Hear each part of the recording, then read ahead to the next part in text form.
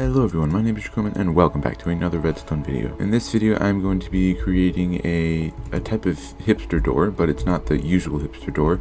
This hipster door is not going to be pulled down, it is going to be pulled through the wall, which I think is a marvelous idea.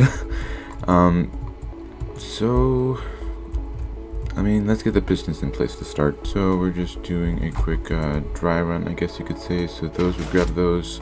That block would grab that, or the piston would grab that block, this piston would grab that block, and then we would have the double piston extender, which would then grab these blocks, and then that's the whole door open. And then we would spit out these. Dang it! Oh, come on! Here we go. And then spit out. Oh my gosh! Spit out those. Feeling lazy. And then spit out those, just like that. And then that would be the entire door closed. So this is actually going to be pretty easy. So I've got this, are you kidding me? Not right now. So I've got this quick little setup here, which is just a double piston extender that kind of wraps around itself. But it's pretty decent, I like it. Although, I think we could make it a little bit smaller if we did something like this, maybe? Oh, that is beautifully fast. Okay, so there we go. With an observer and 4 ticks after it, it creates the fastest pulse that we can have going through these. But now we also need to pulse these things, and then figure out a way to just spit this out twice, or make these two pistons in the middle spit out twice.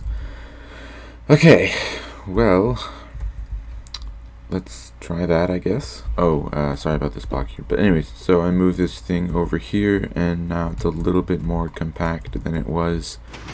Although it's kind of slow, which I'm not a fan of. So what we need to do is power these pistons once, because what's going to be happening is there will be blocks in there, so we'll need to power these once to grab these blocks to pull them right there, and then we'll need to pulse these things and get those blocks out of the way in time for the double piston extender to work. And then all we need to do is pulse these out once, and then these blocks will pulse into here, and then the whole thing will pulse out to here. But that's actually, so there's one pulse, and then these two pistons will pulse, and then these two pistons will pulse again, and then that's the whole closing sequence. So right now that's all it does for the opening, which isn't ideal. Alright, I got a little bit of a system set up here. Ooh, that actually worked, even if it didn't look like it did, but that worked. So now what we need to do is not that. But if there's a way we can move this observer out of the way just in time for something, then this will actually work. Alright, so I got the opening down, but right now that's not exactly what I'm worried about. I'm worried about the opening. So if we turn this off, that does that, and then, but then when we turn it on, it does the double piston extension, which I'm not happy about. What I need this observer to get out of the way, but I can't figure out how to get it out of the way. Also, another factor that I'm trying to have and keep in here is that I want this whole thing to be behind the frame of the door, which honestly I feel like should be ideal, gosh, for any door, honestly, but I really want it to be that way for this hipster door. Wow, it's got complicated really fast, and I just realized that. Also, this is fairly compact. I'm proud of myself. This looks great. Ooh, just figured out something that isn't great. Okay, so if I put some blocks in place for the door, not sure what's going to happen at the moment, but if I flip this, that all happens. Ugh. And that's because of this repeater here. Oh no, how do we fix that? Okay, actually I think I found something of a solution. So when I flip this lever, that would be the opening, and then if I flip it again, that would be the closing. But I've replaced this repeater here with a 3-tick repeater and an observer, and now if we move this out of the way, and we can easily rebuild this later, then we can potentially move this observer out of the way, but I just figured out a problem with that. So I figured out a different solution because that definitely wasn't going to work. But what I've done here is every other time this block here, which is what powers the entire system down here, occasionally gets moved out of place to right here, and then the entire double piston extender just won't work.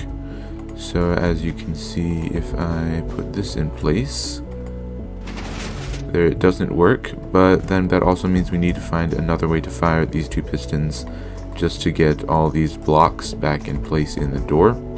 But then you can see the opening does work because that just works. But that also means that we don't need this. I think that means we don't need that, right?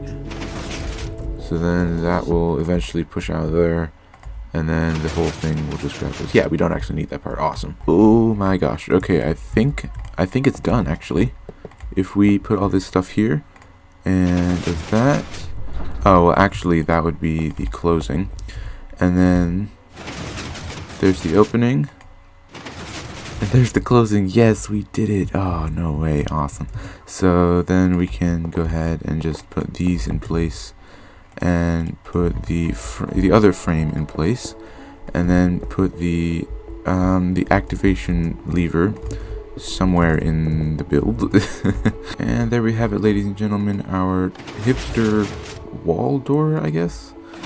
But look at that, there it is. It comes out of the wall. Here is the activation line. It just comes up around and powers this piston and this piston, which then sets off the observers to set everything else off. So this is really cool, although I think it's honestly the first time I've built a lopsided door where all the redstone is just on one side of the door. I think that's hilarious.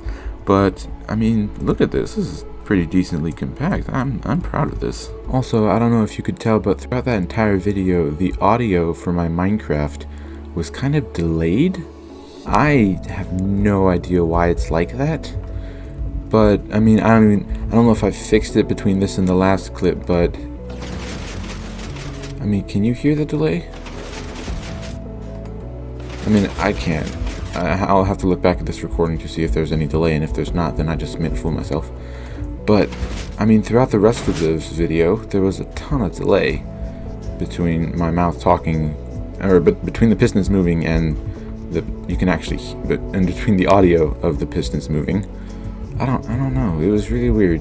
If you guys have any suggestions for how to fix the audio delay, I would love to hear them because that's super annoying. But anyways, that is all I have time for today. So if you enjoyed it, leave a like down below, and if you really enjoyed it, then consider subscribing because that would help out a lot. But yeah, I'll see you next time.